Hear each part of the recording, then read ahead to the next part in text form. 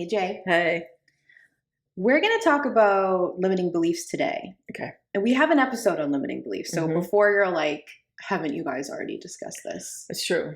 I thought we would do like a series and we'd dive into some of like, I don't want to say common ones, but I want to say like ones that are general enough that you can sort of apply it to yourself and find Yep. where you have these limiting beliefs in your life and start to shift stuff around, get a little bit of relief from it. Perfect. So we're going to talk about the one that if someone said to me, where would you start for everybody Okay. on a limiting belief? Because I feel like it's not only is it like something that can show up in a small way and a big way, but it's a universal issue. Mhm. And it's one that I find unpacking it to feel like a little bit more obvious. Okay. You know how there's some sneaky Yes. I do. limiting beliefs? We'll talk about those too. Yep. But this one's usually pretty surfacey. Okay. It's pretty obvious. Okay. Doesn't mean it's not a son of a bitch, though. Well, right. Doesn't mean it's easy to fix, right? Okay. So we're going to talk about what I refer to as the happiness conflict. Okay.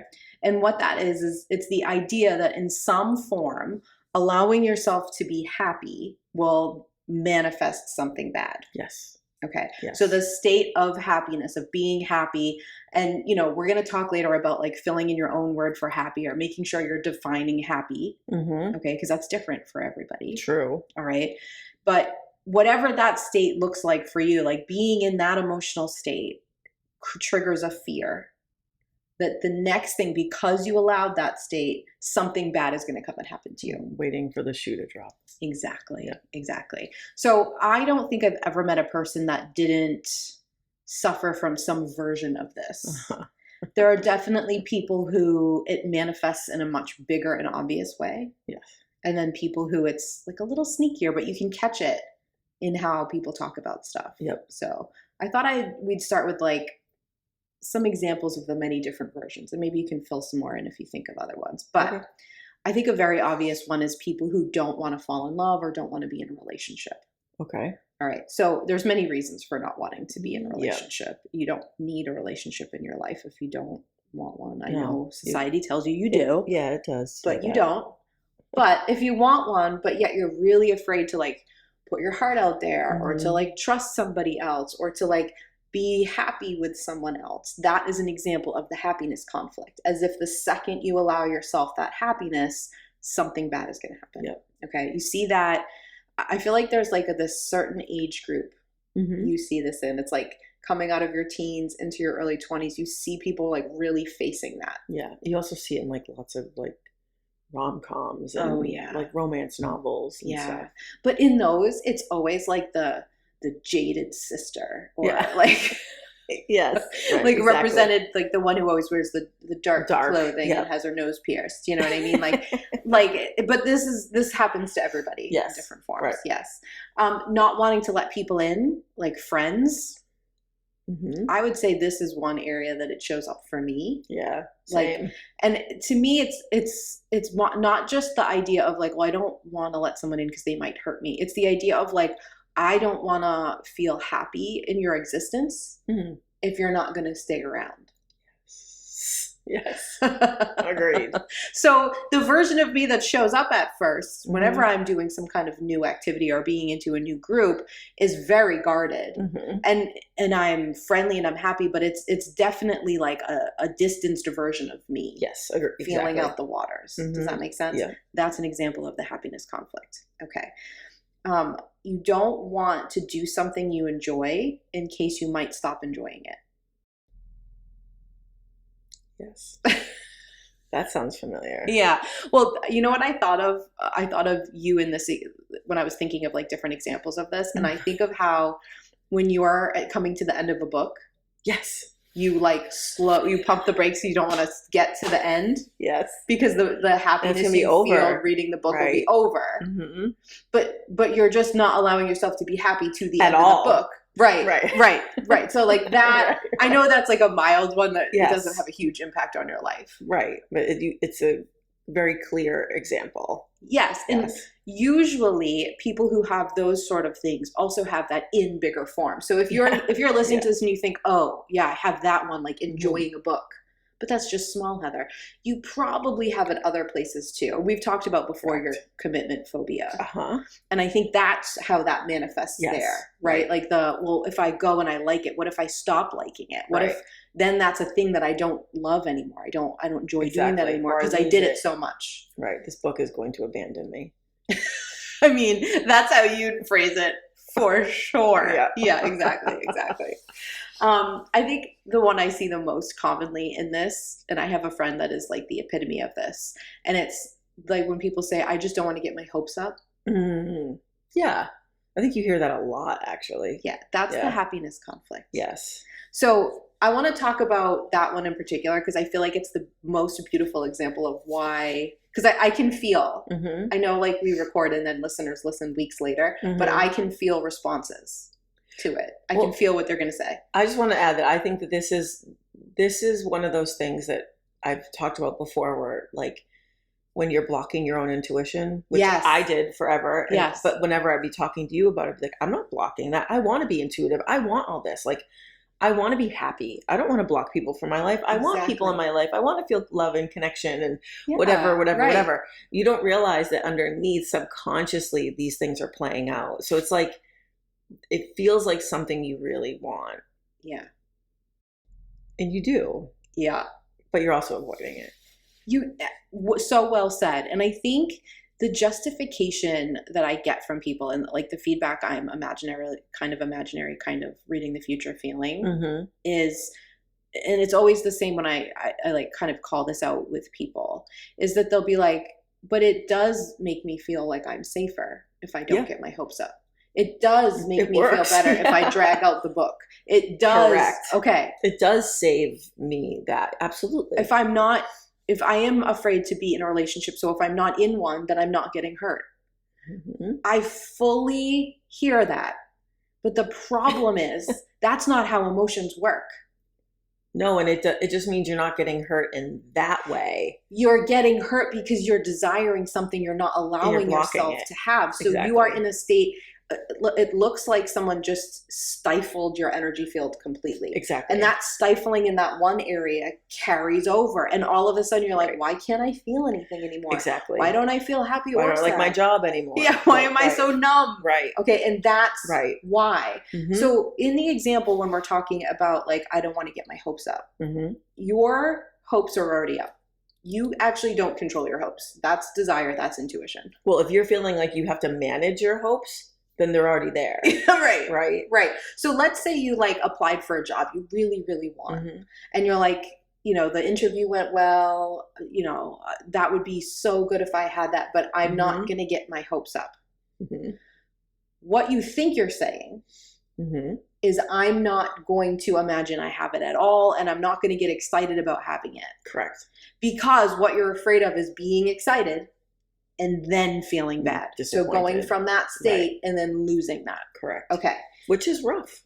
It sucks. Yeah. I hear you. Yes. But what all you're actually doing is going, I'm not going to feel how I'm actually feeling. Yes.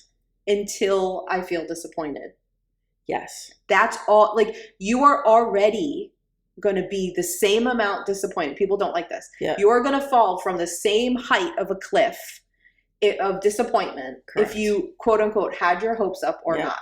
It's just that the time going from where you are to knowing if you got the job is going to be way more miserable.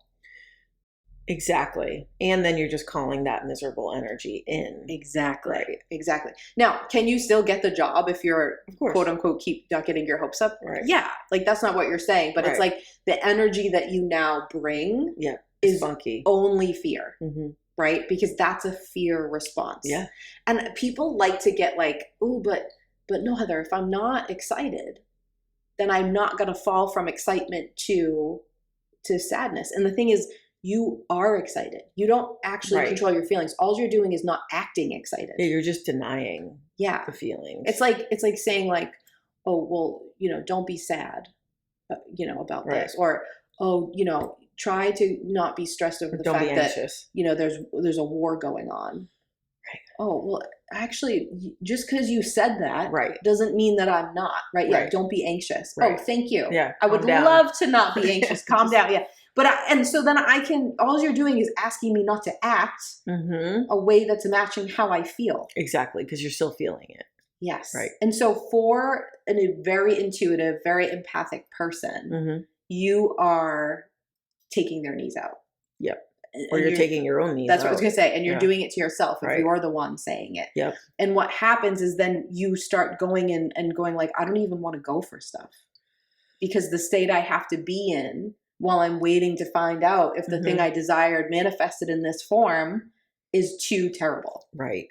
I also think a component of this is, and it doesn't apply to everybody, but I think if you aren't emotionally intelligent or you don't have good like emotional management skills, then it feels safer and easier to just lock everything down. Absolutely. Because there's a lot of work, a lot of like energetic work. Yeah. And being really excited about something, managing that, and then being really disappointed. Yes. That feels like a bigger fall. Like you're saying, it's not actually, but like if you just have everything locked down and suppressed, it doesn't take as much like conscious thought to manage those things. Exactly. So the surface of you appears to be doing less work. Like in control. Yes. That's my next line, baby. But what's happening on the inside of you is then going to manifest in another way. Like there's no, like we've said a million times, energy is just there. Your emotions are just there. Whether you're processing and dealing with them or not, they're still there and affecting you. Right. And as we've said a million billion times, but I'll say it in my dying breath if I need to. When we are saying like, hey, the energy of that is going to manifest somehow. We're not saying you're causing all your illnesses. Right. We're not saying, oh, you broke your leg. What didn't you process emotionally, Jamie? Like, absolutely not. Okay. But can you actually give yourself an easier time? Yes. And can you actually skip feeling stuff? No. Right. That's a trick. Right. Okay. It's also fine to be scared, to be disappointed. All of that's okay. You just have to not like live in that place. Yes. You can be like, oh my God, I'm scared. What if this doesn't happen? Exactly. And instead of just going like, oh, not thinking that, you sit and feel about, well, what would happen? What would I do? What could I do? What are the options? And then you move through it. You move through it. Right. Absolutely. And before anyone listening is like, oh, well, you're making it sound easy. In a minute, I'm going to tell you why it's not so easy. No, because you have had things that cause this limiting belief from your childhood. And some of them are big and huge. And some of them are small. And you didn't even realize that you were writing it this way. Yeah. But this is difficult for you. And I just want you to feel seen or feel heard or feel whatever Claire is in the front for you. Right. Like, I just want you to feel that like, this is hard for everyone. And that when we're saying you're skipping it and it's not in a shame-based way. And it's a way of like, let's look at why so that you don't have to put yourself through this anymore. But before you can unpack it, you have to identify that you're doing it. Right. You have to admit it and you have to see that it's actually harming you. Yeah, exactly. Otherwise, why do the work? Well, how are you ever going to get the work done? The work's too sweaty to do unless you actually think you need it. Right. Like, exactly. Who's going to sign up for it if you're not like, oh, this is going to help me? Yeah, exactly. You know? So, okay. So before we get to unpacking it, I just have to say like something you started touching upon. At the core of the happiness conflict, this is a control issue. Right. Okay. So this is the idea of control versus surrender. Emotions are things you have to surrender to. Right. Okay. But we live in a world that tells us we always have to control it. Right. Or not even like acknowledge their existence. Yes. Yeah. And now, again, we've said this before, but it also bears repeating. There is a difference between feeling your emotions in a place that's safe and allowing and moving through and allowing people to see, especially as a woman, allowing them to see you angry. Right. Right. Yep.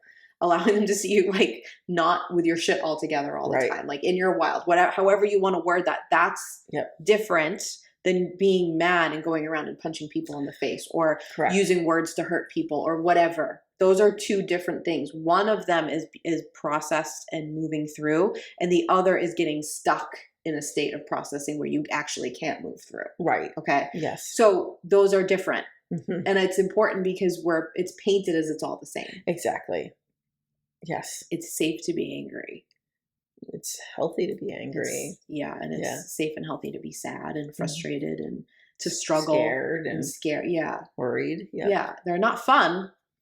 No, but if you don't process it and move through it, it just lives in your body, and then it becomes your default state. Yeah. That's why people are like mad all the time. That's why people are stressed or anxious all the time. Yeah. It's like living with a scary monster in your body the whole time. You don't know how to get it out of your body or your brain. Yes. Like, and you never know when it's going to blow, when's it going to come to the surface and get me? When's it going to jump out of the closet or come out from under the bed? Right. Yeah. Yeah. I was talking to someone that deals with PTSD, and I was telling them that, and I can speak to them freely. Yeah. I was telling them that their brain is pickled in trauma. Yep. Because nothing has been processed. It's sat. And so it just sits in their body. Yes. And so their brain literally doesn't know how to operate normally. It doesn't know how to function normally anymore. Yes. And until those things are processed, that's what it's going to be. Yes. And it's to me, that is a thing that when you say to somebody who struggles with PTSD, they look relieved. Yes. Like, because it almost sounds like you're saying like, until you deal with your shit. Right. But that's not really it. It's sort of like, let me let you off the hook a little here. Exactly. Like, this is just your body doing what it's just responding in the way it's supposed to respond. Yes. And it's trying to help you. Correct. I know you feel betrayed by your own body and your own mind, but this is it actually trying to heal. Right. So let's get you the help you need so you can. Exactly. Yes, 100%. I think one of the things that I specifically find difficult about the surrender element to some emotions. Yes. What do you find difficult with surrendering, Heather? Well, besides everything, it's the vulnerability aspect of going like, I'm going to step into this fear or this emotional state, and I'm going to stand in it, and people are going to see that. 100%. That is very, very hard. And when I say people are going to see that, I don't mean like the world. No. I just mean people are going to notice. Like, someone's going to, even if it's someone you care about, they're going to notice that you're not, quote unquote, okay for a minute. Well, that's what happens when people pleasers and control people falter. Yes. Even a smidge from those masks of perfection. Yeah.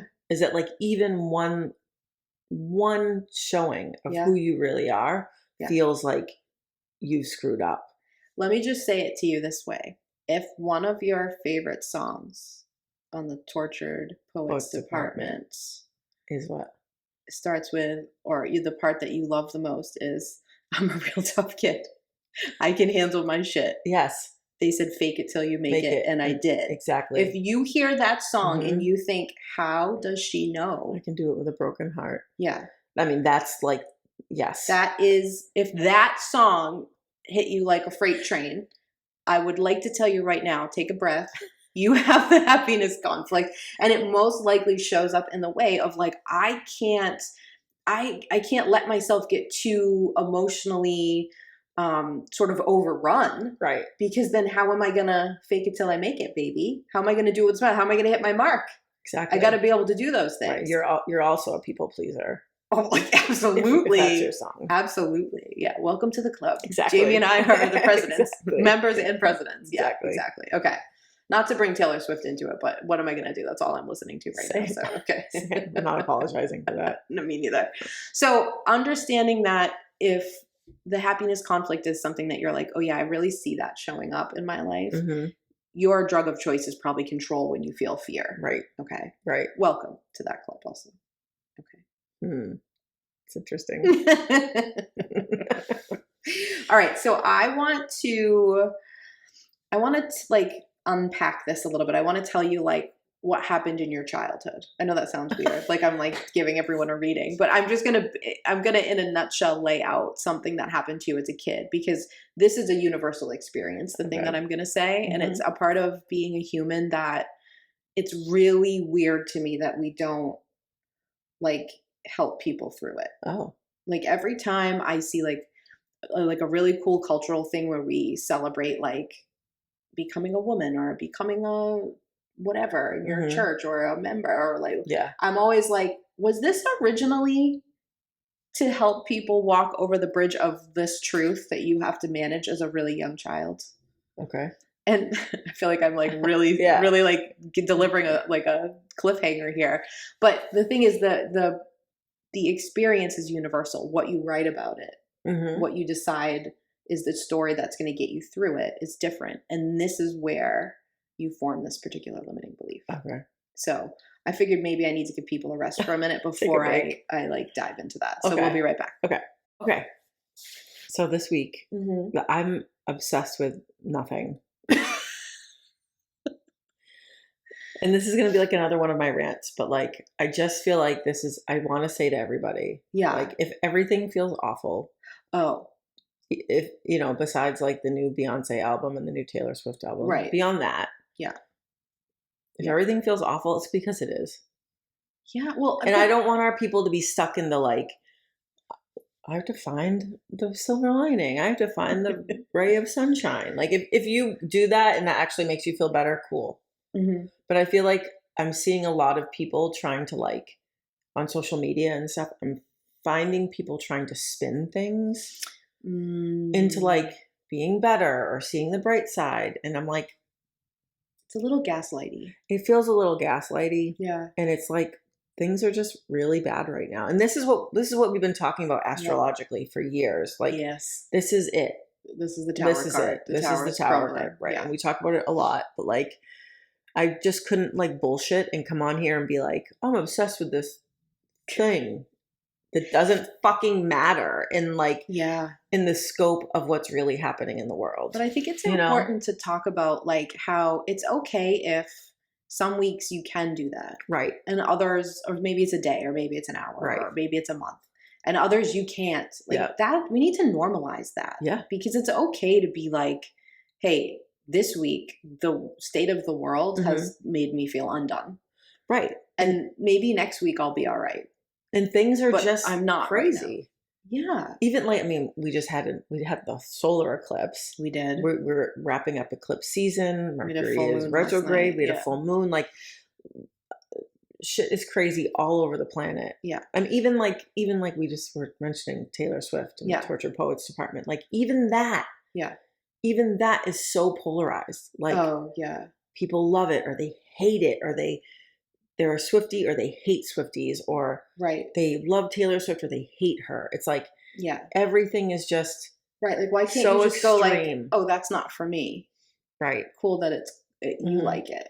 And also, why can't the Swifties like take it down a level? Like, why do they have to be like, CIA agents? Like, digging everything apart. Because you're kind of like missing the point. Like doing the stuff where you're like, ooh, I wonder if this could be a reference to this, or if she's talking about this person. That's fine. But it's the like, let me try to like excavate clues from her whole life. Right. And like really focus all this on one person. It's like you're missing the point of her music. Right. You're not enjoying the music. Exactly. You have to apply it to you. Exactly. Yeah. Yeah. Someone said something about like running a paternity test on every song. Like about who it's about. And I'm like, it's about Taylor. It's about you as the listener. Yes. Like, so my point, You're obsessed with Taylor. I am obsessed with Taylor. Fine. But my main point is that like, even that, like even the, like, it feels like even the stuff that I love is chaotic. And that's okay. It's not great, but that's what's happening on this planet right now. Don't you also think for empathic people in particular, the ones that keep themselves tuned in, right? That it's the polarizing. I know I'm a broken record about everything's too polarized, but it feels like it feels like an illness to me. Yeah. It feels like all these people are sick. Right. And I'm just standing there watching, like being like, hey, you crossed over, there's a line somewhere and you went over it. And now you're like, what's your intention of putting this out? Because I don't understand. Like, you're not helping anything. No, and you're blindly just choosing a side. And, it's not much better than people who, are brainwashed into thinking everything Donald Trump does is amazing. Like, you're kind of doing the same thing. Right, exactly. I know the stakes are lower, but like, you've gone full circle on it. Yeah. Right? And it's sort of, because that's the thing, like this ultra polarization of everything, and this sort of like all this stuff's going on in the world, but you know, even like our leaders are trying to pretend it's not what it is. And like, you know, kids are protesting in colleges and they're just going to say like, that's my bad things are happening to them and we're not protecting them good enough. Well, they're trying to save the world that we haven't done a good enough job fixing. Like, like all of those things to somebody who's empathic is crushing to carry. Yep. And so you see all of this. And I think what's so hard is that like, there isn't anything you can really do. Besides like keep working it out in yourself, call it out when you can. Like, you know, for us, we have this platform, you know, we get to talk to people that way, but I think it feels oppressive to me. Yeah. So I think it's okay to be obsessed with feeling shitty sometimes. Exactly. I think that's allowed. That's where we are. But you know, I saw something somewhere. I wish I could remember who said it, but it was written in a very lovely way. And it was like, thank goodness for the people with poetic hearts like Taylor, who like, they can say like, everything's really hard, but like, oh, there's flowers. Right. There's beauty somewhere. Yeah. Like I'll go find it. Like, so when you can go look for it again, go find it, but it's okay to just sit in the dark sometimes too. Agreed. Yeah. All right, Jay, let's get back to it. Let's give the people the deep stuff. Yeah. Are you ready? That's what they want. I am. Yes, Taylor, I'm ready for it. Okay. So I want you to go back to your own childhood. Okay. And I want you to decide what's the safest version of this exercise to do right now for you. Whether it's just sort of like storing it and sort of from a distance looking at it, or if you're like, I'm jumping in and I'm going to be 6 right now. Grab a journal. Right. Either one is fine. If you're driving in the car, I'd suggest the former. I would too. Just think about it. But also sometimes just let stuff hit you how you get it. Like, I can be guilty of trying to overly Sherlock every single moment instead of just kind of like letting myself feel something. Right. So just find the balance when we're talking about this. Okay. So the happiness conflict is equated somewhere in your childhood to you going like, when I was in this state of, I was happy and then this bad thing happened. Okay. And what happens is you start to like unpack that, and you're probably doing it at like 6 or 7. Because this is when your ego is starting to develop and fear really becomes a real thing to you. Okay. And there's a moment, and then there's a lot more moments after that as a kid where you realize that bad things are going to happen and you have absolutely no control over them. Okay. Yes. And you could be really happy, not even thinking that something could be around the corner, and then something bad happens. Okay. Realizing that you live in a world like that is trauma. Sure is. So when I was saying before, why don't we walk, like is this the bridge we used to walk people over that we don't? Right. We don't. No. This is also why if you're a parent and you're trying to, and you've had to tell me this a bunch of times, so like you can't stop your kids from having these experiences. I mean, granted, you should protect your kids at all costs. Protect them as much as you can. Okay. Yeah. But like, and from like obvious dangers. I'm not saying just let your kid go wild in the world. Yeah. That's not my advice. But you can't like micromanage your kid into like, you can't never having a bad interaction, never being disappointed, never having their hopes let down. Like you can't do that. Experiences like this, whatever it is for whoever is listening, those things have to happen. Yeah. It's just how, like you said, it's how you frame it, how, like the narrative you write around it. Like, yes. And your child has to do that too. I think that's the hardest part of being a parent is knowing that you have to watch your kids experience pain and suffer. Yes. And you can't interrupt it. Like you could do everything you could to stop it and it would still happen because it's a universal human experience. Yes. Right. So it's very hard to accept that your job is to just really be there to help them through it, not to stop it. I think that's very tough. Exactly. But it's very true. Well, and that's where you end up like sort of hindering your child. If you don't let them experience things like this early on and help them through it, then it's going to happen. Yes. That's what happens in life. Through the age where you could support them. Right. And then they have no skills. Yes. They don't know how to deal with it. No. And then there are adults who are absolutely just like lost in situations like this. Well, I know this is like a weird example and parallel to draw, but like there's all this stuff on the news now about Gypsy Rose because she's getting divorced. Oh God. And people are sort of like from her mother's face. Oh my God. Remember how he looks just like her mother? It's terrifying. Oh my God, please look it up if you haven't already. Oh my God. Yes. So yes. But the narrative around it is like how immature she seems in the process. Yes. And like what she's saying about what led to the divorce. Like I don't remember. I haven't heard any of this. Oh, interesting. You're not on Gypsy I think I've TikTok? I think I've. Wait, are you saying that I'm obsessed with a human who behaves differently based on their circumstances and it's too much for you and you've abandoned ship and don't want anything to do with it? Yes. Because that doesn't sound accurate for us, Jamie. So like the narrative, I can't remember exactly what it is because I have to flick away because I don't like this, is that like he filled the fridge with his things too much, or like it's all very like trivial shit. Yeah. Yeah. And so like there's all this narrative around like how would she know how to deal with any of that? How would she know how to interact with anybody on a real level? How would she know who to trust? How would she know how does she know who she is? How to like have a conversation with someone? Yes. She was like, her mother was like a dictator her whole entire life.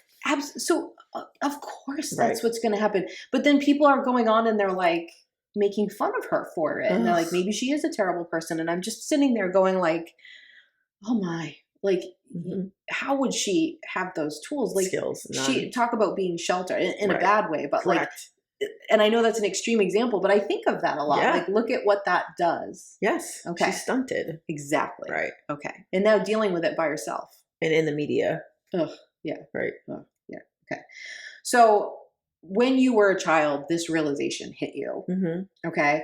And in order to realize that something bad could happen at any moment and you can't do anything about it, in order to deal with that, you have to create a story.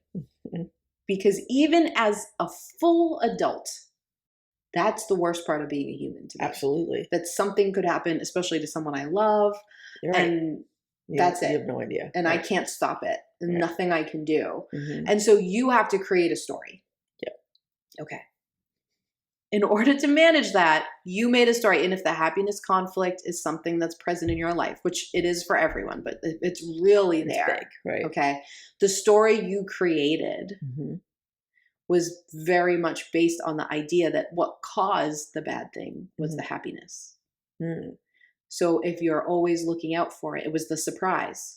I hate the surprise. Yeah. If you're always, well, trauma-wise, I can understand, yes, right? Because this happened to you. Yeah. It happened to me too. Right. So it's like this thing that you're really afraid of could just happen anytime. So it was the fact that I wasn't expecting it. Right. It was the fact that I let myself be happy and blissful and I wasn't stressed and worried about something coming around the corner that caused it. And your like little kid brain like wasn't developed, obviously. And so it wrote something about how like you weren't prepared. Yeah. Or like you didn't plan for it. It's not just like, oh, I was happy and boom, this thing happened. It's your brain places blame and guilt and shame into that story. I think that word that you said, like unprepared. Right. I think if you're sort of trying to figure this out for yourself, like sit with that word and think about like, what does that mean for you?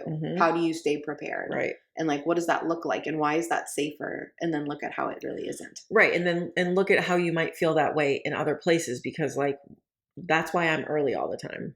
Yeah. Which is like, has nothing to do with someone just like dropping dead. Right. But in my brain, the story is like, you have to be prepared always, all the time. And so I need to be early for things. I can't be late because then what happens if I'm late? Then chaos, right? Yeah, it's out of control. You know, and somewhere in the back of my brain, that story probably ends with someone dying. Absolutely. Which makes zero sense. It doesn't make any sense at all. It's never logical. No, but it's like, that's why, like, so if you're a control type of person, you're going to see them in like these like smaller aspects of your life that don't really make sense. But once you start looking at it, it will. Yeah. I had a therapist once say to me, like I was talking about my son's accident and they said like, what did you do when they said like, okay, we're going to get in the ambulance? Yeah. Okay. And I remember being like, oh, well, I went pee. I went to the bathroom. Yeah. And then I came back. Yeah. And did you get your water bottle or something? I filled my water bottle, which I didn't end up bringing. But, right.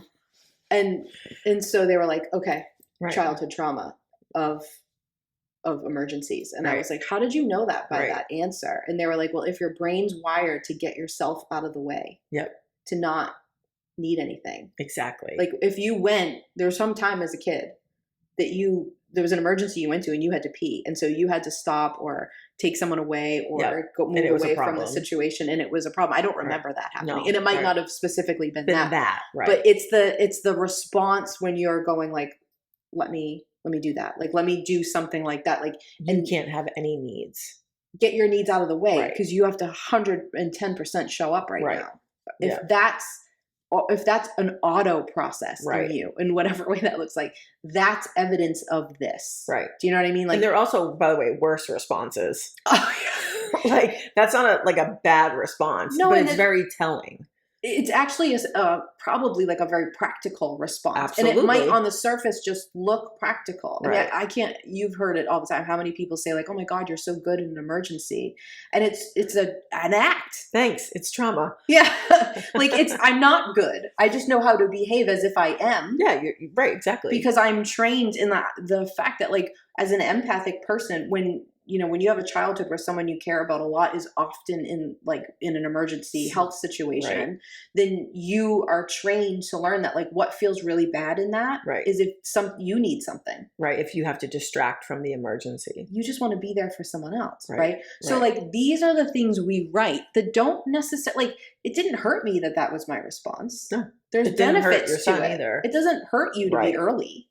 No. There's benefits to it. Right. But it's looking at like what's actually going on behind it. You don't have to stop every behavior. Mm-hmm. But things where they show up where it interrupts you from being happy, that is something you want to look at. Right. Does that make sense? Yeah. Okay.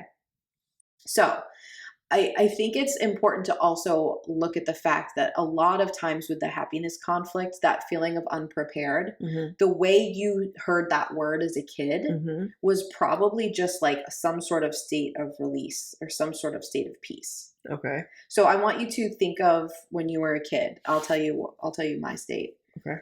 In the woods, running through the woods, making a trail in the woods, stirring like a cauldron full of goop from the woods. Yes. I could be out there for hours. Okay.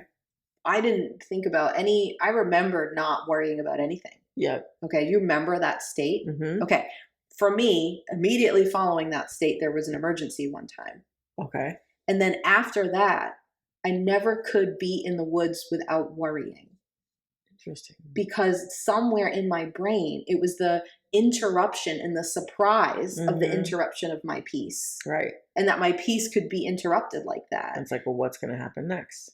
Yes. Right. So for some of us, we have it written that if we just sort of surrender and relax or experience a moment of just like bliss and like drop all the stress for a minute, that's going to cause it because the surprise is worse than if, you were ready for it. Yes, exactly. This is not true. No, it's not. I want you to hear the untruth in it. You not being happy in between the bad things that are going to happen to you in your life just makes you like less happy. Well, like if you had not been in the woods and you were at home watching TV or doing homework or at a friend's house or at same exact practice, outcome. The same medical emergency was going to happen. Yes. It doesn't actually matter where you are. No. Right. Absolutely not. And it doesn't matter what the rest of that was. Right. It doesn't matter if you were at a friend's house or if you had a friend over and weren't paying attention, or it doesn't matter. Right. It sort of gets written as those states are selfish.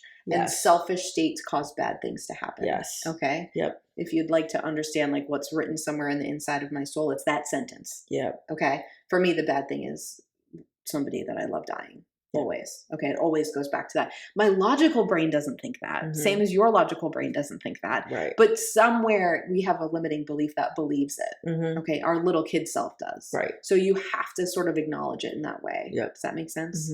Okay. I think it's also important, like I said before, to really look at the word happy. Okay. Because some people hear happiness conflict and they're like, because the word happy doesn't like connect with them. Okay. The reason I use the word happy is because it's a word that a kid would use. Mm. And so your little kid self knew what happy was. Yeah. That's why I like the word. Mm-hmm. But if your adult self has a little trouble with that, or it just doesn't strike up a state, like you can't get there, find another word. Joy, bliss, relaxed. Content. Yeah, whatever works. Yeah. Mm-hmm. Words are spells. We've talked about this a million times. Find the one that's right for you. Okay. And fill it in. But also think about, at the same time, what did my little kid self call that state? Right. Okay. It also felt a lot like freedom. We just said that at the same time. We did. Yeah. Yeah. So it's sort of a loss of that freedom. And it's definitely a loss of innocence when you look at the innocence of just, I've heard that bad things happen, but like not to me. And then the bad things happen. Right. And then that's a really hard thing to recover from. Right. And if you grew up in the 80s and 90s, there weren't like really therapists around to help you. No, there weren't. I mean, they were, but no one was being brought to cases, right? Yeah, exactly. Right. Exactly. So just keep that in mind. Definitely. I also think we need to touch upon the fact that in our culture, the patriarchal societal structures that we have contribute to this idea a lot. Yes. Okay.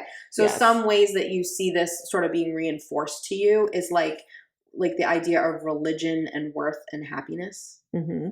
Okay. So if you look at the structure of most religions, also it's the same structure for most cults. I am not right now saying that cults and religions are the same, but some of them are, and there's a lot of similar structures. Yes. Okay.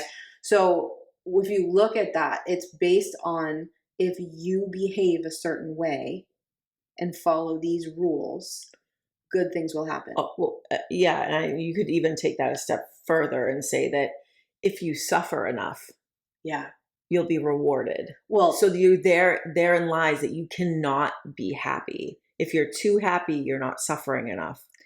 I think that's such a good point, because even if like you're hearing that and you're like, well, that really wasn't my experience. I bet the idea of anything that was just really freeing and really something you desired in a big way, I bet that was shame-based for you. Yes.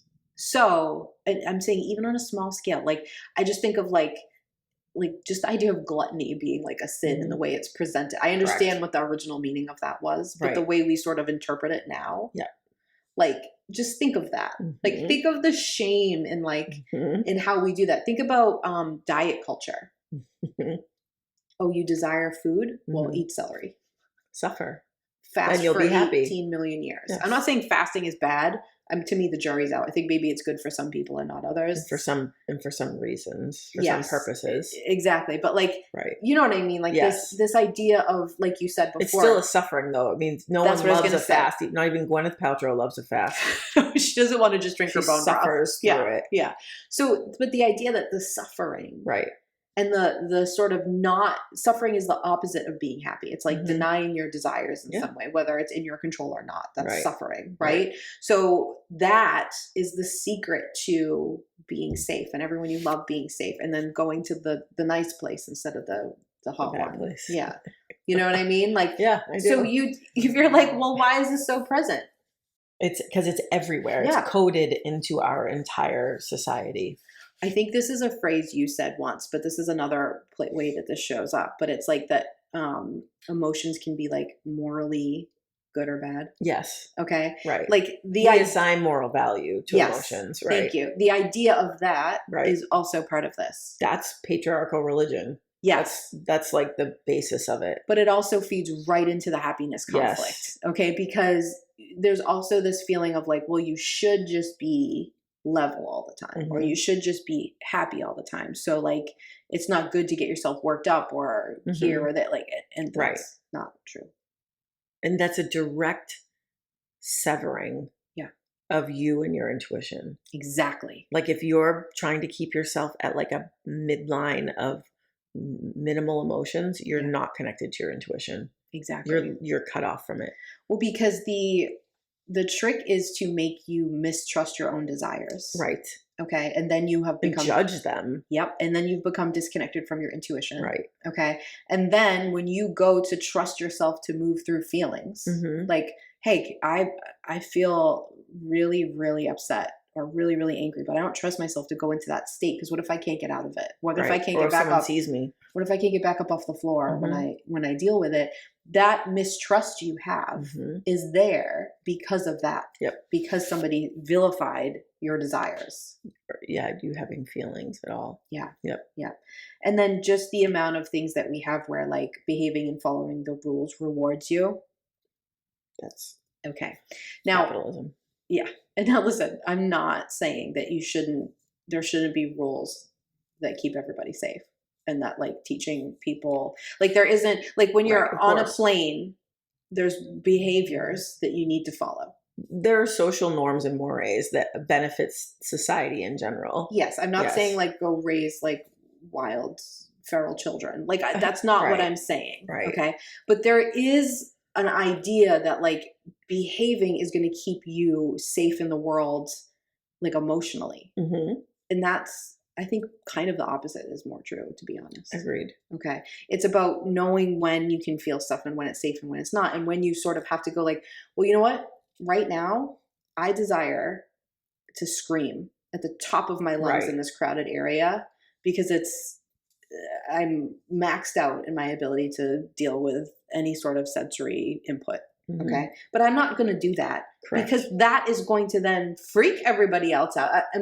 That's not appropriate. So what am I going to do? I'm going to go, okay, I desire to get out of here. I need to like move myself over here. Or I need to breathe till I can get to a place where I can scream or there's a pillow around or whatever. Right. Because your brain wants to like whittle it down to being like scream or no scream. Yes. Right. Black or white. It makes it like super basic, like safe, unsafe, scream, no scream. It's like, you have other thought processes and abilities and intuition. You have other skills that can help you be like, I need to scream right now. Yeah. So I'm not going to not deal with this, but I'm going to deal with it in a different way. That's that like emotional intelligence. It's emotional intelligence and critical thinking put together. And that yes, that's intuition. Is intuition. And I know that's not like, it's not magical and like it's not jangly bracelets, but like that is intuition. Being emotionally intelligent and having critical thinking skills and being able to process your own emotions in a way that serves you, but also like keeps everyone around you safe. Yes. That's intuition. There's still a consideration for everyone else. The whole team. Right. Yeah, exactly. That's intuition. And what you're saying is like, I would say the opposite of that is if you wanted to scream and you just said, well, I can't scream. And you never then dealt with it. Exactly. You just forced yourself to play the role and to like keep going and appear fine. Like that's also not okay. Well, to keep the plane analogy going, like that's where we are now as a society, that everyone is so bottled up and repressed and mad and not dealing with their emotions that you have people who are upset on a plane and screaming the Karens of the throwing belligerent fits and like fighting security guards. Like that is what happens when you ignore everything forever. Yeah, it's like shaking up a soda can. Right. And then like it's all this pressure in it and then finally letting the cap off. Right. Yeah. And I'm not saying that behavior is okay or it's absolutely unacceptable as a matter of fact. Right. But like that's why it happens. Yeah. And it's very triggering to those of us who work really hard to behave. Yeah, because I'm doing it. Because I also want to yell. Yeah, and I'm managing it, and I'm not, and I'm teaching my kids to not. Yes, and then you're doing it. Right. It's like it's really triggering. Yeah. Okay. Let's talk about some like things you can do to like discover some more information about your happiness conflict and how it's written and what's going on. Okay. So my first question for you to ask yourself is, what is unsafe about being happy? Nothing. I want to be happy. Yeah. If that's that was my answer 5 years ago. I was like, nothing. I really want to be happy. I'm like, I'm super safe in being happy. Why wouldn't I want to be happy? What are you talking about? The real answer was because everyone was going to die. Yeah. That was if I dared to be happy. Yeah. People are just going to start dropping like flies. Yes. I think some people also have this idea that there's like only so much happiness. Yep. And so like that, there's this like lack of happiness in the world. Right. And if you take some of it, what about the people who should be more happy? What about the people who deserve that happiness more than you? And they get like stuck there. And this is that same trauma, you know, like from being surprised at the bad thing. Like, why did I think I was entitled to not have a bad thing? Like that, it's the same conflict. Or there's only like some allotment of like happiness that you're allowed to have. So like once you reach that capacity, shit hits the fan. Exactly. Or you might be like me, and when it's anything but happy, you apologize for it because people have it worse. You do that all the time. Jamie loves it when I do it. Hate it. Yeah. You're allowed, your shit is allowed to suck too. Like just because someone has it worse doesn't mean that this doesn't suck. Yeah. Maybe we'll get to that limiting belief at some point too. Yeah. Okay. Taking up space is hard. I know it is. You're right. That's true. Okay. The next question is, how can you stop bad things from happening to you? I know that you want to say you can't, but you have a whole schematic blueprint in your mind of how you do that. Oh, absolutely. So what is that? What does it look like? Like, what are the rules you have to follow to keep everyone safe? I know you, like in your logical mind, know you can't. But what do you do to try your best to do so? And that's going to take some digging, because there are probably a lot of things you're doing subconsciously that you don't realize. That's like me being early. Like you don't realize that until you really start to look at it. Yeah. And you know, if you start to get overwhelmed looking, like no one's asking you to stop doing all of it. No. Jamie will forever be early. Yeah, exactly. I'll always be early. That's fine. Like being early isn't hurting you. I won't be like in a fit if I'm on my way to being late. Right. Because you change the amount of power it has over you. Exactly. Yeah. You shift your relationship to it. That's what we're looking to do. You're not going to change your personality. No. I'm never going to be someone who's like, hey guys, come sit around and listen to all my terrible things. Exactly. You know, I'm going to be the fake till you make it person. Yeah. But the pain behind doing that is different. Yes. I don't feel like I used to feel about it. That's the work. Okay. So look at the blueprints. What's on them? How can you protect yourself from feeling sad, mad, and disappointed? What do you do to stop that from happening? Okay. This is one where the first thing you're going to do is say like, you don't let your hopes get up. You don't like, you know, like look there and keep going like, why? Right. Why? Or how? How do you do that? How am I doing that? What does it look like? Right. What's my reaction to the why? Right. And what do I do as a result? Right. And you know, some of those things are fine to do. It's changing. I used to feel like I always had to look put together because that was going to stop me from feeling bad because someone was going to judge me or make fun of me or, you know, because my normal state would just be like, however I feel, I look.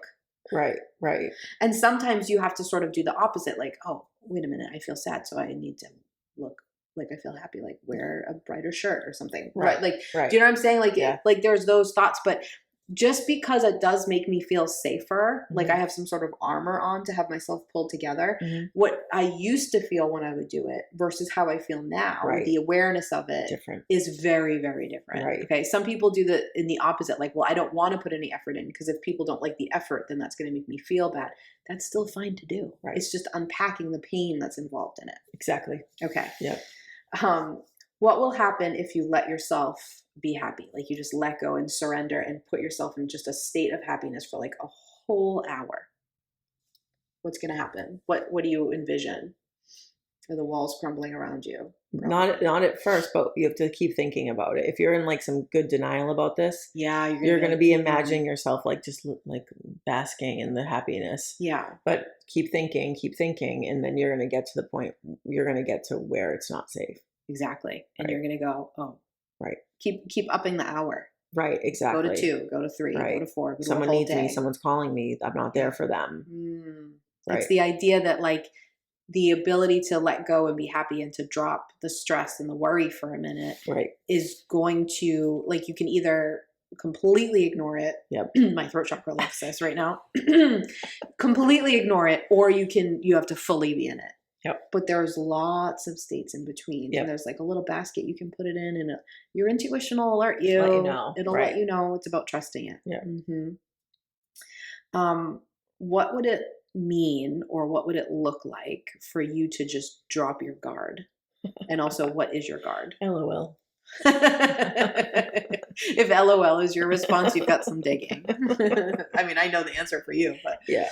I think to me, the guard is control. So if that helps you, it's like, I feel like I'm just quoting Taylor Swift lyrics this whole time, but it's like the masterminding of everything. It's like I'll clock playing the chess game. Yes. Right. And if I don't, that's my guard. And if I drop it for a second, there's chaos. Yes. And you know, the funny thing is that, to be honest, I really succeed in chaos, but I spend an awful lot of time trying to keep myself out of chaos. It. Yeah. So it's really interesting. Yeah, chaos is tough. Okay. All right. So look at that. What's your guard? What does it look like? Okay. What would you like to be true instead of this happiness conflict? Like what you have to rewrite it. You can't just see it. That's your favorite part. This isn't the Marco Polo. Let me just tell you the Marco Polo situation when Jamie and I are working through something for her. It starts with... I owe you one now, actually. Yeah, you do. You owe me this part. It starts with full on in it, discover it, talk about it. It's like Heather, just tell me, because you know I'm like carefully chess playing to get you there in a safe way. I'm trying to make sure you're ready. Do you want to hear all of it? And I'm getting it myself. I'm doing the work. Right. And you're just like, just tell me. Okay. Full, like the faucet's all the way on. Right. Okay. And then you see it, you got it. Okay. And then it's like, okay, let's rewrite it. And it's like, I'll get back to you tomorrow. Shutters go down. And you know what? That's fine. Right. That's absolutely okay. Because honestly, I think there needs to be some processing before you can really get to that point. And your ego wants to keep you safe. Like, even if you now understand it and get it, you're not just magically safe in this new way of thinking. Right. I've been thinking these things since I was 5 years old. Yeah, this kept me safe for a while. And so you're now telling me I've got to use something else to keep me safe? Like, it's like if I said like, oh, you use legs to walk around? That's cool. Let's not use Start walking on your hands now. Why don't you just walk on your hands and see how that goes? You're not going to want to do that. Right. Of course. So honoring your process in that, like, and allowing it and like finding it, but also knowing that's really a crucial part. Yes. What would you like to be true instead? And for me, it's that like, I'm always going to be scanning the room, the metaphorical room. Yes. I will always scan it. Mm-hmm. Okay. But also me being in a state where I feel happy and I feel less stressed, the more I can create that, the more that ripples around me. Mm-hmm. And I trust myself that I can snap into the state of dealing with an emergency in a second because I've done it my whole entire life. Right. So it's like at the end of the day, that state of relax or happy or content or whatever your word is there is only giving me like joy in between the shitty things that happen. Because that's the trip here. Right. That's the journey. Right. No one gets a pass. Right. Everyone has a lot of really hard things and they're going to keep happening to you and you cannot control them. And I know that's terrible, but the only way to really surrender to it and the only way you can have any control is to find as much joy and happiness in between. Right. Exactly. So it's just write that for yourself the way you need to. I would say write it out long. It doesn't have to be physically written. It can be thought in your head if that's better. But I would say write it out long and then shorten it so that you understand it. I mean, and really the pro tip is if you want us to reveal a secret for you, is that the work that we always talk about, it really is for every single thing in this life. Yeah. It's how you frame it.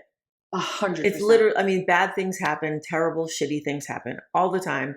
You can't stop it, like you said, but like, it really comes down to how you're framing it. Yeah. I think one thing you hear from people who are really resistant to like doing the work or even like therapy or something is that they'll say like, well, this thing already happened to me in the past. Why would I dredge it up? Right.